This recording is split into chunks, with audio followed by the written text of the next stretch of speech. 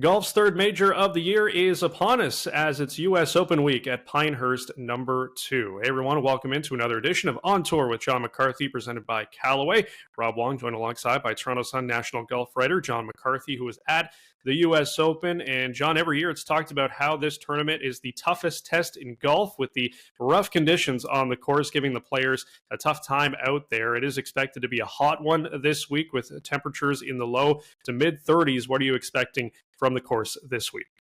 Well, yeah, this course is a beast. It is the greens are what everybody's talking about. There was a change to Pinehurst was made before the previous U.S. Open in 2014, where they got rid of all of the rough. So the thick, 4 or 5 inch rough that Pinehurst for years was known of was completely removed. So it's now these native sandy areas.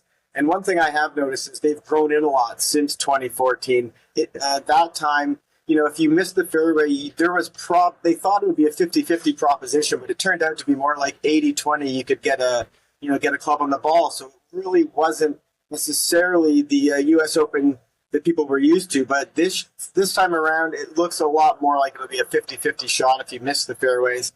And then once you get on these greens, I was watching a number of players try and practice, and when they're putting them off the green, sometimes you'll see plenty of that.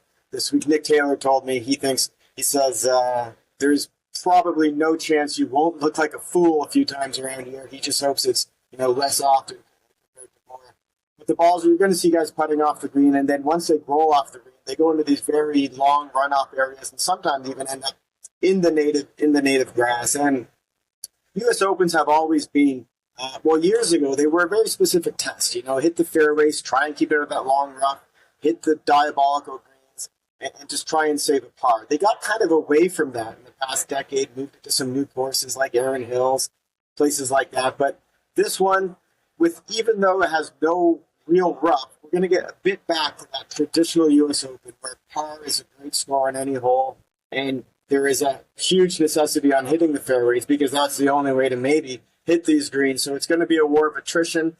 Patience is going to be a virtue like at U.S. Open's past, and I think if you are in the crowd that likes to see the world's best players punished, this will be your week.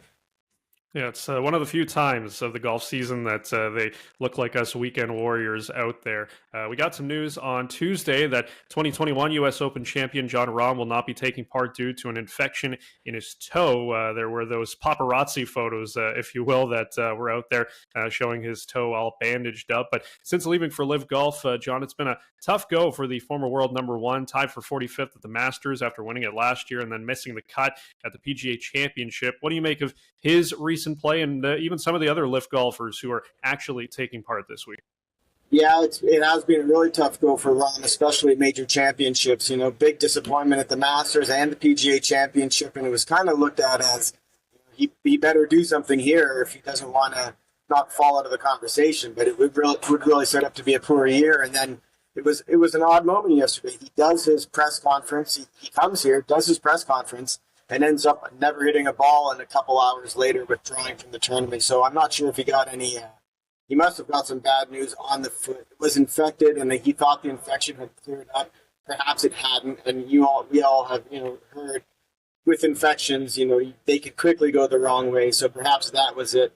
But Jon Rahm was asked if he was asked specifically about Scottie Scheffler, and if it's kind of hurts him to see what Scotty's doing when he was, sort of 1A and 1B with Scottie Scheffler not too long ago. And now the gap between Scotty and the rest of the golf world is huge.